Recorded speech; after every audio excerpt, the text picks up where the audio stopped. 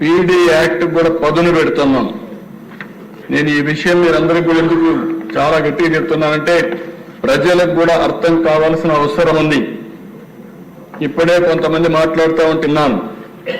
విన్నప్పుడు ఒక లెక్కలేనితనం వచ్చింది. ఏం చేసినా జరిగిపోతుందని ఒక అలవాటు అయిపోయింది. మెంటల్గా కూడా ప్రిపరేషన్ అయ్యారు. అలాంటి సమయంలో పగడ్బందీగా చట్టం ఉంటే తప్ప, పనిష్మెంట్ కూడా అదే మోతాదులు ఉంటే తప్ప వీళ్ళు భయపడే పరిస్థితి రాదు. అందుకే పీడీ యాక్ట్ కూడా పదును పెట్టాం. తెలంగాణ, తమిళనాడు, మహారాష్ట్ర, గుజరాత్ కూడా స్టడీ చేశాం.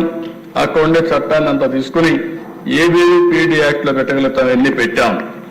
ఇందులో కూడా మీరు చూస్తే అధ్యక్ష చాలా విషయాలు ఈరోజు మీరు చూసినప్పుడు స్పూరియస్ సీడ్స్ అఫెండర్స్, కల్తీ విత్తనాలు అమ్మేస్తున్నారు, రైతులు మోసపోతున్నారు, చెప్తే వీళ్ళు ఏమాత్రం కూడా పట్టించుకోకపోతే అవి కూడా తీసుకొచ్చుకున్నాయి.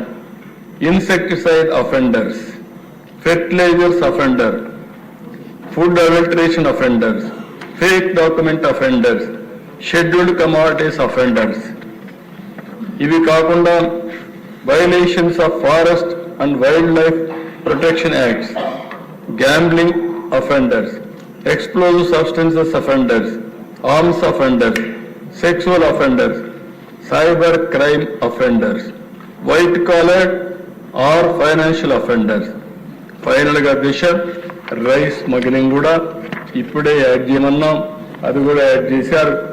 ఇసుక కూడా మాఫియా తయారైతే వాళ్ళపైన కూడా పీడీ యాక్ట్ పెడతాం. దీన్ని కూడా ఆ సబ్జెక్ట్ కూడా ఇందులో ఇంక్లూడ్ చేస్తున్నాం అని చెప్పి కూడా నేను మీకు తెలియజేస్తున్నాను.